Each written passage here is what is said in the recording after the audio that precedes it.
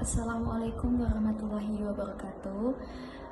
Di sini saya akan mempresentasikan hasil diskusi dari kelompok 4. Perkenalkan, nama saya Maimunah Lutfia dengan NIM 2019 11317, Zuan Safrider 2019 11312, Naimia Nurhidayah 2019 11321, Triwi Novitasari 2019 11384, dan Zarikatun Amelia 2019 11395. Pengertian konsep diri. Konsep diri merupakan gambaran yang dimiliki seseorang tentang dirinya yang dibentuk melalui pengalaman-pengalaman yang diperoleh dari interaksi dengan lingkungan serta kesadaran seseorang mengenai dirinya.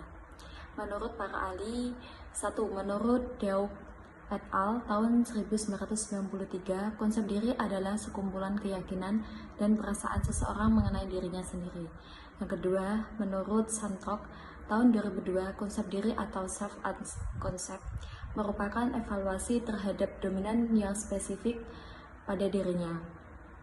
Yang ketiga, menurut Sarlito tahun 2009, konsep diri pada dasarnya merupakan suatu skema atau pengetahuan yang terorganisasi mengenai sesuatu yang kita gunakan untuk menginterpretasikan pengalaman.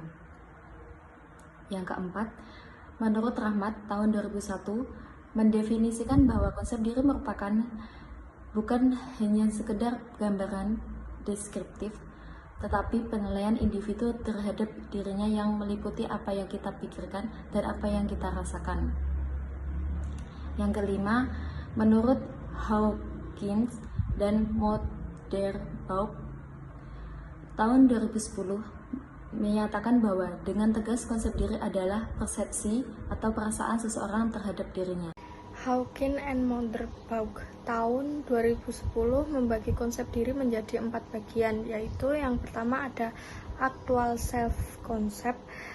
Konsep ini menjelaskan bahwa bagaimana konsumen memandang dirinya yang akan mempengaruhi produk yang dibeli dan digunakan. Yang kedua ada ideal self-concept. Ideal self-concept sangat terkait dengan harga diri atau self-esteem. Self-esteem adalah sikap positif seseorang terhadap dirinya sendiri. Yang ketiga ada private self-concept. Konsep ini menggambarkan bagaimana saya melihat diri saya yang sebenarnya atau bagaimana saya ingin menjadi seseorang dengan karakter atau sifat tertentu. Yang terakhir, 4. Social self-concept.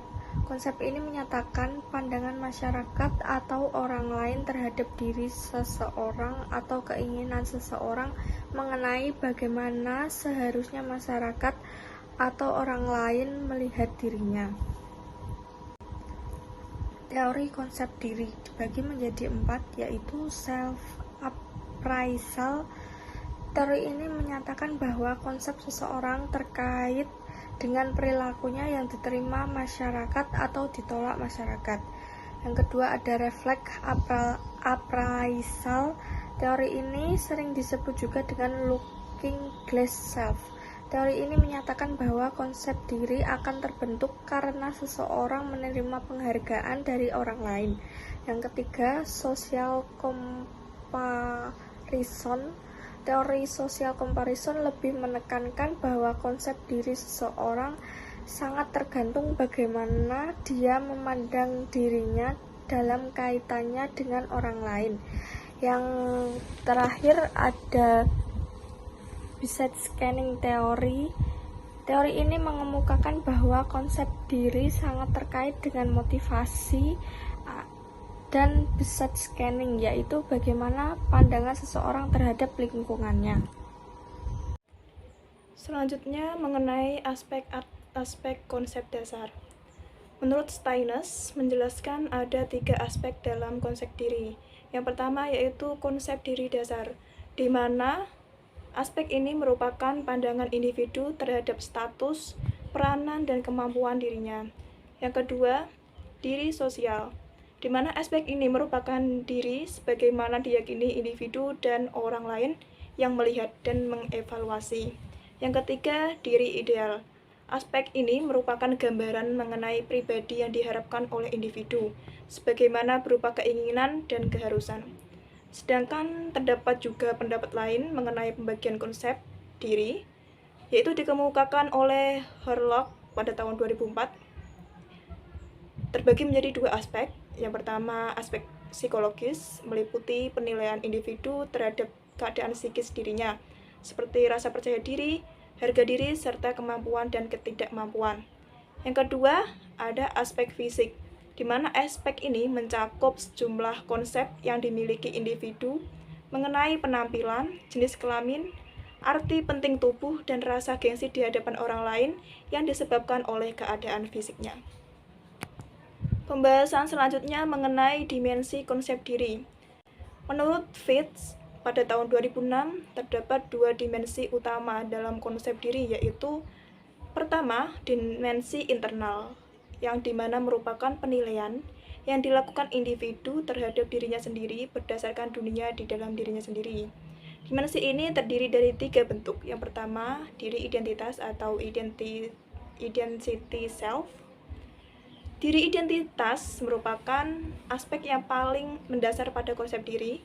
Dalam aspek ini terdapat informasi mengenai identitas individu yang bersangkutan, sehingga dapat menjawab pertanyaan siapa saya dan membangun identitas dirinya. Yang kedua, diri perilaku atau behavioral self. Diri perilaku merupakan persepsi individu mengenai tingkah lakunya sendiri. Yang ketiga, diri penerimaan atau penilai atau judging self, di mana diri penilai berfungsi sebagai pengobservasi, penentu standar, serta evaluator. Yang kedua, ada dimensi eksternal. Pada dimensi eksternal, individu menilai dirinya melalui hubungan dan aktivitas sosialnya, nilai yang dianutnya, serta hal-hal lain di luar dirinya. Dimensi ini terdiri dari 5 bentuk. Yang pertama, diri fisik atau physical self. Diri fisik ini menyangkut aspek konsep diri yang berhubungan dengan keadaan diri secara fisik, baik kesehatan diri maupun penampilannya.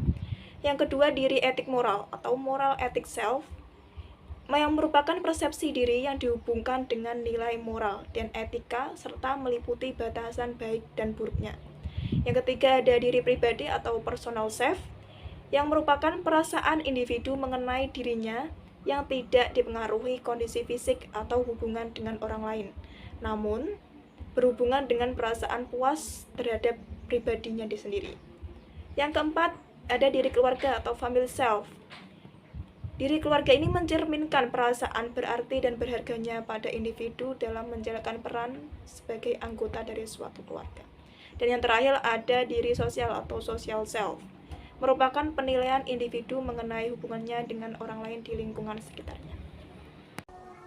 Karakteristik konsep diri.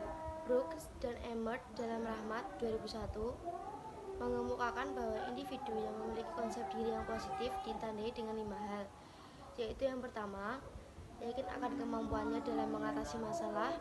Yang kedua, merasa setara dengan orang lain. Yang ketiga, menerima pujian tanpa rasa malu. Yang keempat, menyadari bahwa setiap individu memiliki berbagai perasaan, keinginan, dan perilaku yang tidak seluruhnya disetujui masyarakat. Yang kelima, mampu memperbaiki dirinya karena sanggup mengungkapkan aspek-aspek kepribadian yang tidak disenanginya dan berusaha merubahnya.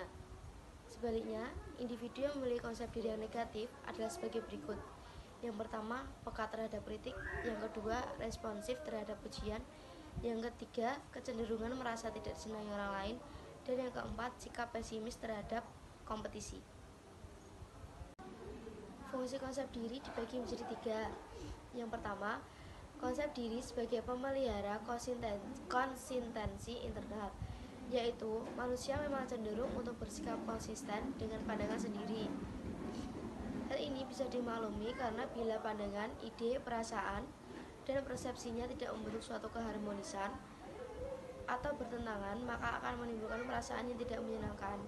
Yang kedua, konsep diri sebagai interpretasi dari pengalaman, yaitu pengalaman terhadap suatu peristiwa diberi arti tertentu oleh setiap individu. Hal ini tergantung dari bagaimana individu tersebut memandang dirinya.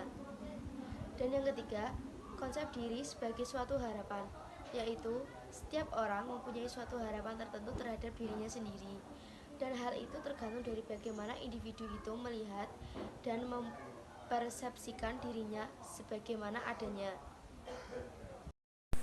Baik, selanjutnya adalah kesimpulan. Perilaku konsumen merupakan proses yang pasti dilakukan seseorang dalam memutuskan kegiatan seperti mencari, membeli, mengevaluasi produk untuk dikonsumsi dalam rangka memenuhi kebutuhannya. Persepsi konsumen terhadap dirinya akan mempengaruhi perilakunya sebagai konsumen. Bagaimana persepsi konsumen terhadap berbagai produk dan merek akan dipengaruhi persepsi terhadap dirinya. Suatu produk atau merek akan dipersepsikan memiliki citra tertentu. Konsumen akan membuat asosiasi antara citra produk atau merek dengan persepsi terhadap dirinya. Suatu produk atau merek akan disukai oleh seorang konsumen karena ia memandang bahwa citra produk tersebut sesuai dengan refleksi citra dirinya.